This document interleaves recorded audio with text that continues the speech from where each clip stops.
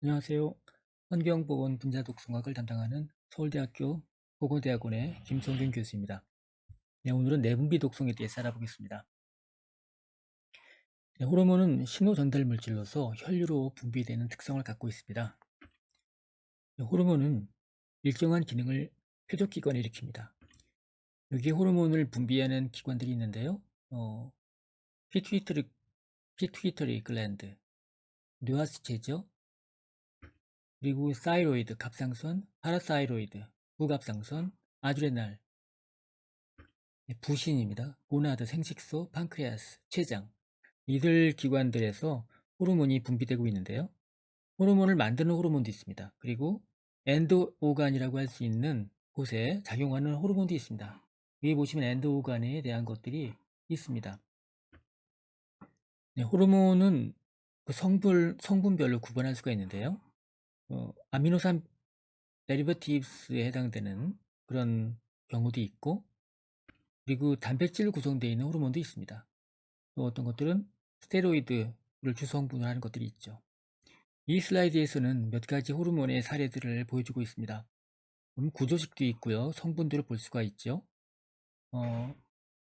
스테로이드 호르몬들은 막을 통과할 수 있습니다. 그래서 핵까지 들어갈 수가 있고요. 그래서 근데 단백질 호르몬은 그렇지 못하죠. 그래서 수용체에서 바인딩하고, 수용체 바인딩하고, 그리고 시그널링 패스웨이를 이용해서 그 신호를 핵까지 전달할 수가 있습니다.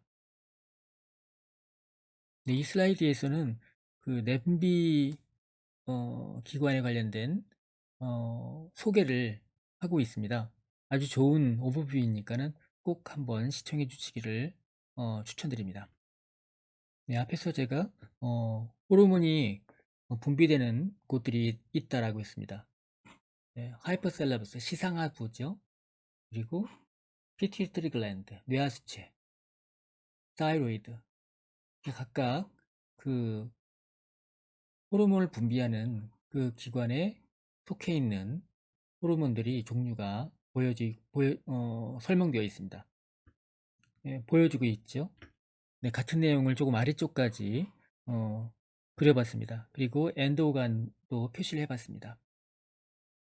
엔도간이라고 한다면 예를 들어서 시상하부, 뇌하수체, 그리고 그 끝이 고나드에서 끝나는 경우가 있습니다. 그러면 거기가 이제 엔도오간이라고 할 수 있겠죠. 경우에 따라서 그 끝이 다른 호르몬을 분비하지 않는 기관인 경우도 있죠. 이런 경우를 우리가 이것도 엔도오간으로 볼 수도 있죠. 호르몬이 작용하는 최종적인 종착지라고 일단 생각하시면 될 것 같습니다. 그리고 이 오른쪽에는 뇌하수체 호르몬이 나오는 곳과 이르는 곳을 그림으로 표현하고 있습니다. 뇌하수체는 눈 안쪽, 시상하부 아래 연결되어 있는 작은 주머니 모양입니다.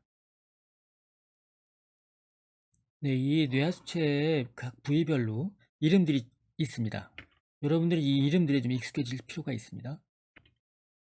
그래서 이 앞부분을 뇌하수체 전엽, 뒷부분을 뇌하수체 후엽이라고 부르고 있습니다.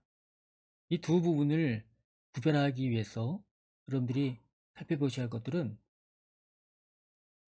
구조입니다. 구조를 보시면은요, 이 전엽은 혈관으로 연결되어 있습니다. 이걸 그림으로 표시하는데 좀 크게 해보겠습니다. 뇌하수체 전엽은 시상하부에서 연결되는 면에 있어서 혈관으로 연결되어 있습니다. 반면 후엽은 신경의 연속으로 생각하시면 되겠습니다. 보시는 바와 같이 전엽에서 분비되고 있는 호르몬들이 굉장히 많죠. 네, 이 슬라이드는 다양한 이름으로 불리고 있는 뇌하수체의 부위들과 그 특성을 정리를 해봤습니다. 예를 들자면 뇌하수체 전엽에 해당되는 부분은 우리가 anterior pituitary라고 부르지만 어떤 책에서는 아드노 하이포피시스라고 불리기도 합니다. 또 이 부위를 pars distalis라고 불리기도 합니다. 그리고 후엽은 posterior pituitary라고 불리기도 하는데 뉴로 하이포피시스라고 불리기도 합니다. 이 뒷부분이 신경의 연속으로 되어 있다는 것을 생각한다면 우리가 외우기 쉬울 것입니다. 네, 같은 내용인데 조금 다른 방식으로 조금 서술되어 있습니다. 이 부분 좀 패스하도록 하겠습니다. 네, 지금 보시는 표는 뇌하수체 전엽에 해당되는 곳에서 분비되는 호르몬들을 정리한 것입니다. 종류가 굉장히 많은데요. 풀네임과 함께 약어들에 익숙해지실 필요가 있습니다. 가령 아드레노코르티코이드 또는 아드레노코르티코이드 트로픽 호르몬, 약칭 ACTH라고 불리는 호르몬이 있는데요. 이것은 뇌하수체 전엽에서 분비가 됩니다. 이거는 단백질 호르몬이고요. 그 타겟은 부신입니다. 그리고 그 기능들이 설명되어 있습니다. 네, 같은 내용인데요. 좀 다르게 표를 다시 정리해 봤습니다. 역시 뇌하수체 전엽에 관련된 부분이고요. 이 보시면은 첫 줄에 여기 끝이 다 트로브로 끝나는 것을 볼 수가 있습니다. 이 트로브로 불리는 부분은 뇌하수체에서 이 호르몬을 분비하는 부위를 말하는 부위를 말하는데요. 이 분비 기관에 작용하는 호르몬, 호르몬을 위한 호르몬이죠. 이런 호르몬을 트로픽 호르몬이라고 합니다. 가령 이 폼C라고 불리는 호르몬은 코르티코트로브에서 분비되어서 아드레날을 타겟으로 하는 호르몬입니다. 그리고 TSH라고 불리는 호르몬은 역시 뇌하수체 전엽에서 타이로트롭에서 분비되는 호르몬으로서 타겟은 갑상선, 사이로이드입니다. 네, 이 호르몬에 대한 분비는 이 사이로이드에서 분비하는 호르몬이 또 있습니다. TSH는 이 사이로이드로 하여금 T3, T4 등등의 호르몬들을 분비하게끔 만들고 있는데 이러한 호르몬이 어느 정도 수준의 레벨로 올라가게 된다면 더 이상 만들지 말라라는 그런 네거티브 피드백을 하게 됩니다. 그래서 그 프로덕트로 인해서 이니비션 되는 그런 특성을 갖고 있습니다. 이것을 우리는 피드백이라고 하죠.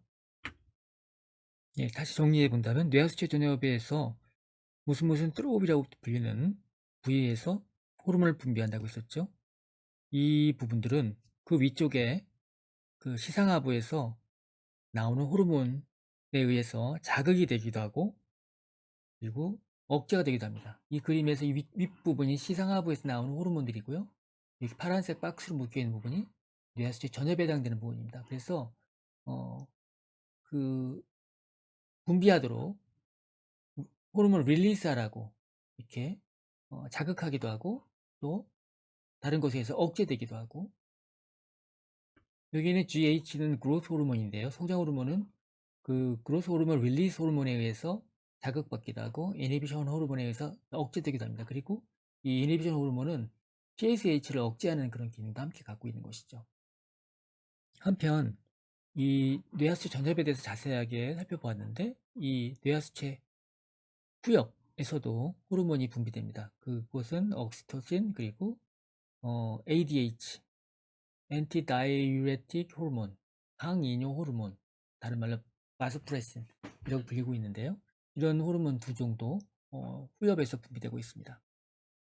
여기서 옥시토신은 그 연근육을 수축시키는 기능을 하고 있고요. 요거는 항이뇨 호르몬이라고 불리고 있죠. 그래서 소변 배설을 억제하고 수분을 재흡수를 촉진하는 그런 기능을 하고 있습니다. 이렇게 뇌하수체에서는 굉장히 많은 호르몬들이 나와서 각기 다양한 기능들을 담당하고 있습니다. 이러한 그 구조와 그 기능에 맞춰서 움직여야 되는 것들이 방해를 받으면 그것이 독성으로 나타나게 됩니다. 뇌하수체의 구조와 기능에 영향을 주는 물질들은 굉장히 많이 있습니다. 중금속, 납손, 카드뮴 등등, 그리고 PCB, 그리고 PBD, 그리고 파이토 에스트로겐이라고 부르고 있는데요. 식물에서 유래된 그런 에스트로겐과 비슷한 구조를 갖고 있는 물질들입니다. 또 비스페놀 A도 여기에 비슷한 기능을 하고 있죠. 또 방염제로 쓰이고 있는 화재 억제를 하기 위해서 쓰이고 있는 여러 가지 물질 중에서 테트라 브로모 비스페놀 A라든지 뭐 테트라클로로 비스페놀 A라든지 이런 물질들도 뇌하 수치에 별로 좋지 않습니다. 이러한 것들은 전반적으로 호르몬 분비를 억제하기도 하지만 생애 주기에 따라서 또 노출 기간에 따라서 증가시키는 경우들도 있습니다. 다음은 부신에 대해서 얘기해 보겠습니다. 이 부신은 콩팥 위에 이렇게 초밥처럼 생긴 곳인데요. 그 내부를 들여다보면 바깥쪽 피질과 안쪽 수질이 있습니다. 그리고 이 각각은 서로 분비하는 호르몬이 다릅니다. 네, 먼저 피질부터 다뤄보겠습니다. 피질은 단면을 보면 이렇게 구조를 나눌 수가 있는데요. 가장 바깥층에 있는 조나 글로메룰로사, 이 존에 해당되는 부분이고요. 글로메룰로사라는 말은 실처럼 얼기설기 되어 있는 부분입니다. 사구체층이라고 부르겠습니다. 이곳에서는 미네랄라 코르티코이드 계통의 호르몬들을 분비하는데 가장 대표적인 예가 알데스테론입니다. 얘네들은 우리 몸의 무기질 균형을 조절하는 데 굉장히 중요한 역할을 하고 있습니다. 그리고 그 아래에 보면은 루나 파시큘라타라는 말은 다발이라는 뜻입니다. 꽃다발 할 때 그 다발 되겠죠. 이곳에서는 글루코코르티코이드 계통의 호르몬들을 분비합니다. 얘네들은 당대사를 관여하고 있고요. 그 구체적인 사례로는 콜티손 등이 있습니다.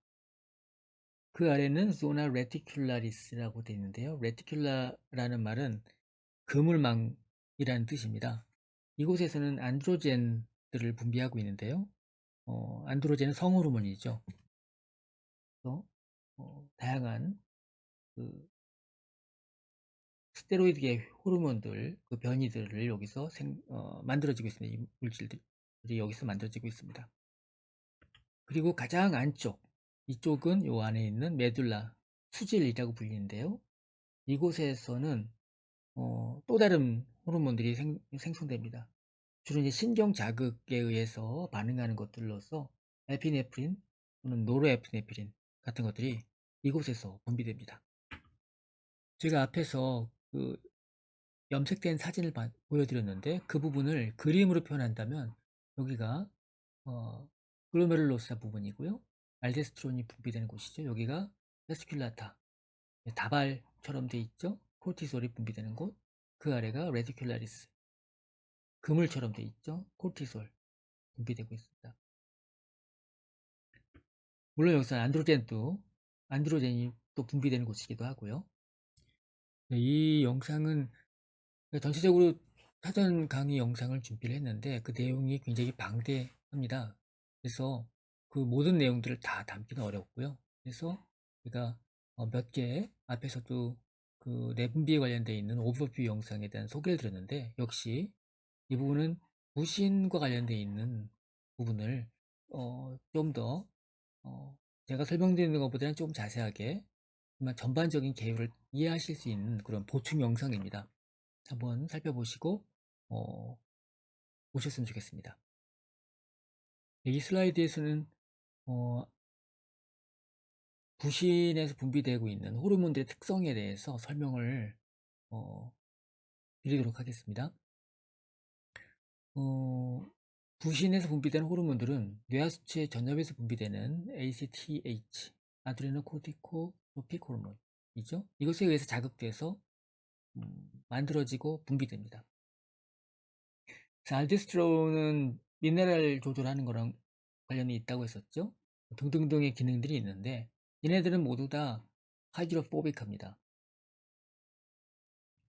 하이드로포빅하기 때문에 혈액에서 잘 휩쓸려서 그 혈액을 타고 사실은 타겟 사이트까지 가야 되는데 그렇게 잘 섞이지 못합니다. 그래서 나름 트랜스포트하는 프로틴이 필요합니다. 일종의 택시 같은 것이겠죠. 주로 많은 기능을 하는 것들이 솔루블한 글로불린입니다. 얘네들이 부착되어서 이동합니다. 그리고 실제로 자기 타겟 사이트로 가서 세포에 도달해서 세포로 들어간 다음에는 핵 안까지 들어가게 되는데 그때는 이제 그 호르몬 리셉터랑 바인딩을 하게 되고 걔네들이 핵 안에 프로모터 지역까지 도달하게 된다면 거기서 이제 그 호르몬이 최종적인 목적, 즉 특정한 어떤 유전자를 트랜스크립 하게 되겠죠. 그래서 이 호르몬, 이 아드레날 호르몬은 작용을 하려면 리셉터가 필요하다. 그리고 이 리셉터는 일종의 트랜스크립션 팩터다. 이렇게 생각하시면 되겠습니다. 네, 미네랄 코르티코이드의 일종으로서 알데스테론에 대한 말씀을 잠깐 더 드리겠습니다. 이 알데스테론은 신장에서 소듐, 즉 나트륨 이온이죠. 이것을 재흡수하는 하도록 합니다. 그 소듐을 재흡수하고 그다음에 포타슘, K죠. 이거는 배설하는 그런 역할을 신장에서 해야 되는데 이 알데스테론에 의해서 조절이 됩니다. 네, 말씀으로 설명드린 것을 이렇게 도표화했는데요. 이 알데스테론이 결과적으로 해내는 일들이 굉장히 많이 있습니다. 신장에서 이렇게 수분을 재흡수하는 결과적으로 하는 일을 통해서 혈압을 조절하기도 합니다. 그리고 이 알데스테론에 대한 분비는 그 위에 안지오텐신, 그 위에 레닌에 의해서 굉장히 유기적으로 조절되고 있습니다. 조금 더 자세하게 설명드린다면 이 레닌이라는 물질이 필요한데 이건 일종의 단백질 분해 효소입니다. 이 안지오텐신이 기능을 하기 위해서는 그 전구 물질들이 필요한데요. 레닌은 안지오텐시노겐이라는 물질을 안지오텐신 1으로 변환시켜 줍니다. 이 레닌은 신장에서 분비가 되는데요. 신장에 나중에 이제 신장에 관련된 이야기를 드릴 때 말씀드리겠는데 그 안에 보면은 사구체 인근에 보면은 중탁 글로메룰라 에퍼레이터스라고 하는 JGH라는 그런 약칭이 그 기관이 있습니다. 그 부위가 있는데 그곳에서 만들어집니다. 레닌이. 얘네들은 이 신장 안에 그 피가 걸러지게 되겠죠. 그 들어오는 혈액의 양이 줄어들면 혈압이 떨어집니다.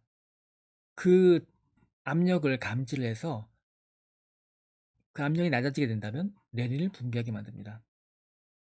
일종의 프로틴 분해 효소라고 말씀드렸는데 그것이 전구 물질 프로틴을 조금 더 작게 만들어주고 몇 가지 끊어내는 것이죠.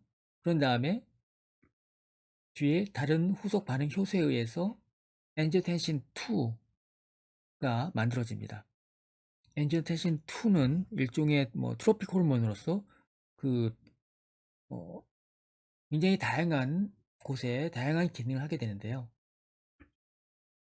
부신의 경우에는 소나 글로메룰러스를 자극해서 알도스테론을 만들고 분비하게끔 합니다.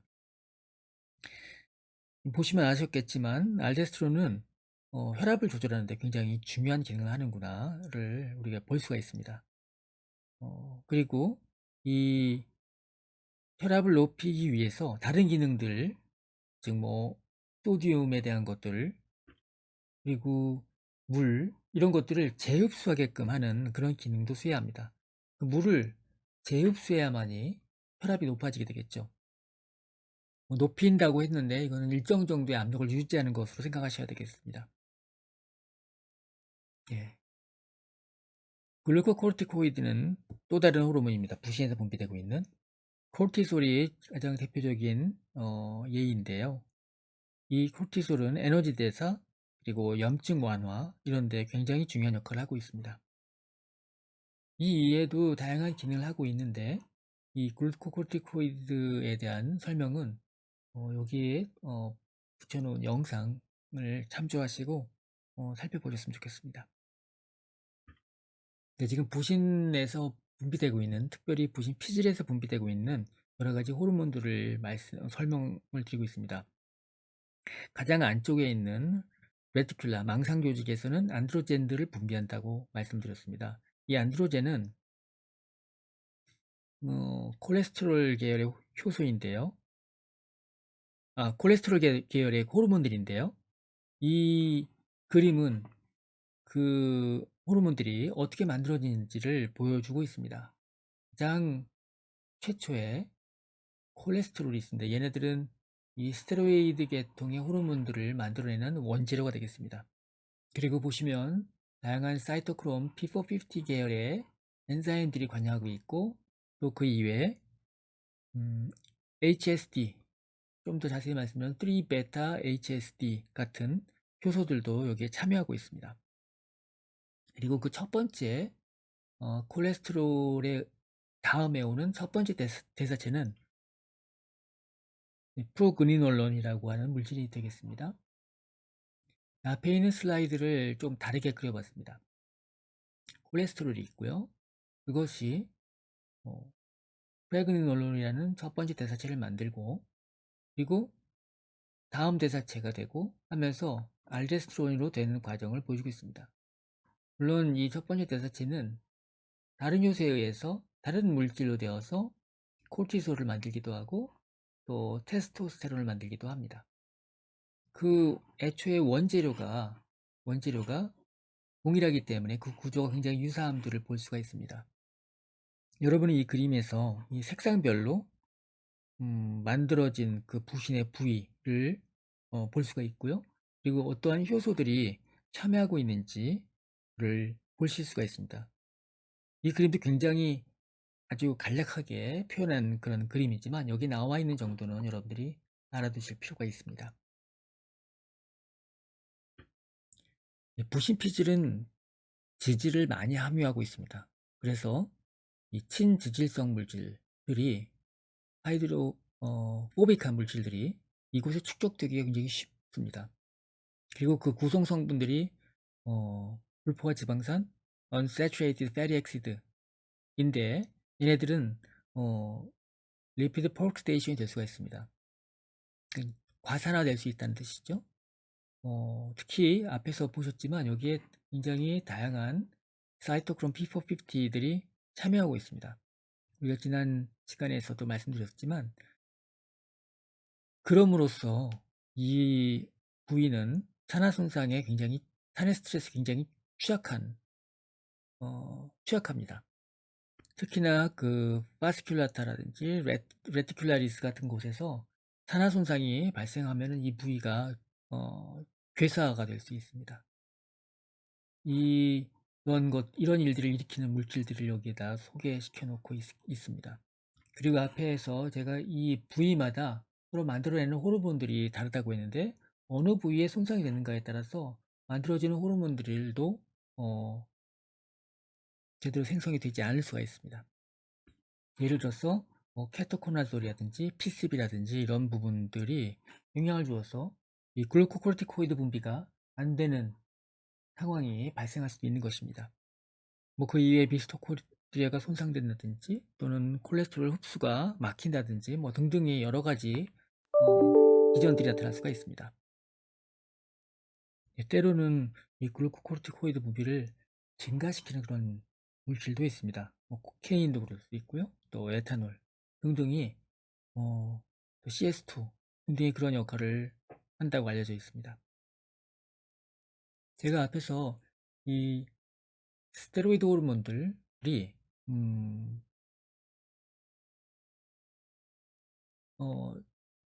친지질성 물질이기 때문에 혈액을 타고 이동하는 데 있어서 좀 제약이 있다고 했습니다. 그래서 얘네들은 프로틴에 바인딩 돼서 움직여야 된다고 하지만, 실제로 핵 안으로 들어갈 때는, 세포 안으로 들어갈 때는 프리스타일로 들어가게 됩니다. 그래서 뭔가 바인딩 되어 있을 때는 얘네들은 그 활성이 저해됩니다. 그래서 이렇게 그 프로틴에 바인딩 되어 있으면 인액티브, 즉 불활성화되는데, 이 엔세이드 계통의 그런 약제들은 이렇게 바인딩 되어 있는 카파시티를 떨어뜨립니다. 이런 글로뷸린의 바인딩 카파시티를 떨어뜨리는 방식으로 호르몬들의 그런 균형을 조절하는 데 방해한다고 알려져 있습니다. 이 부신 호르몬은 기본적으로 뇌하수체에 연락을 받고 그 분비되는 것이죠. 그리고 뇌하수체는 시상하부에 연락을 받습니다. 그리고 여기가 너무 많으면은 네거티브 피드백을 하게 되는 것이죠. 그런 체계로 움직이게 되는데, 이를 흔히 HPA라고 이렇게 부릅니다. 이게 H는 하이포탈라머스 시상하부고요. P는 피투이터리 글랜드고요. 그리고 A는 아드레날 글랜드를 말하는 것입니다. 만약에 뒤에다 얘기할 갑상선의 경우에는 HPT가 되겠죠. 고나드인 경우는 HPG가 되겠고요. 그걸 하나의 축처럼 엑시스라고 해서 이 조절을 우리가 HPA 엑시스라고 부릅니다.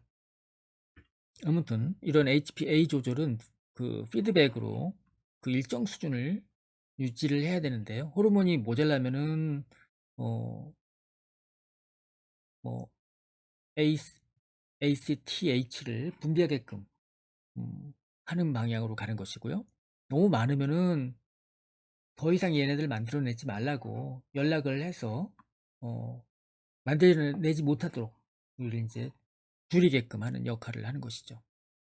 그 다음 슬라이드에서는 이러한 네거티브 피드백들이 산화 손상에 의해서 어떻게 방해받고 망가지는지에 대한 이야기를 하는 것입니다.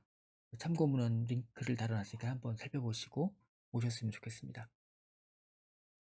네, 앞에서 우리가 부신 피질, 바깥쪽에 있는 조직을 봤는데요. 이 슬라이드는 부신 수질 안쪽입니다. 메둘라. 이 부분은 신경계의 기능적인 연장이라고 보셔도 되겠습니다.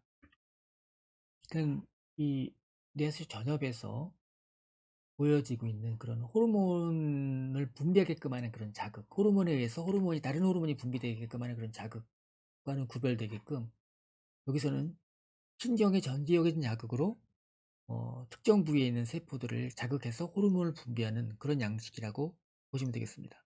그리고 이 부신의 경우에는 그 수질에 그렇게 신경이 이렇게 가지치기 하고 있는데, 이런 호르몬을 분비하는 그 부위를 우리가 크로마핀이라고 부릅니다. 즉 크로마핀 셀에서 부신 수질에서 나오는 호르몬들을 합성되고 분비되고 하는데, 우리는 그런 호르몬들을 보면은요 카테콜라민이라고 부릅니다. 이건 구조적으로 볼 때 카테콜인데 아민을 갖고 있는 그런 구조체입니다. 예를 들자면 도파민도 그렇고요, 또 에피네프린, 노르에피네프린 등등이 그렇습니다. 예. 노르에피네프린이 대사가 되면 에피네프린이 되는 것이죠. 다른 말로 아드레날린이라고 불리는 것입니다. 이 호르몬들이 미치는 그런 영향은 심장, 간, 그리고 골격근, 그리고 연근육에 이르기까지 굉장히 다양합니다. 여기 아디포사이트도 있고요, 지방세포죠. 이렇게 다양한 부위에 영향을 미칠 수 있는 것들은 그 리셉터가, 이 호르몬을 리간드라고 한다면 리셉터가 필요하잖아요. 이 각각의 타겟 티슈가 알파 타입, 베타 타입과 같은 것으로 구분될 수 있는 아드레노 리셉터를 갖고 있는데, 그 세부 유형의 조합에 따라서 나타나는 반응이 조금씩 달라집니다. 그래서 여기 그 각각의 조합들에 따라서 어떤 식의 양상이 나타나는지 보여주고 있는데요. 전체적으로 이 에피네프린 같은 호르몬들은 교감신경과 관련되어 있습니다.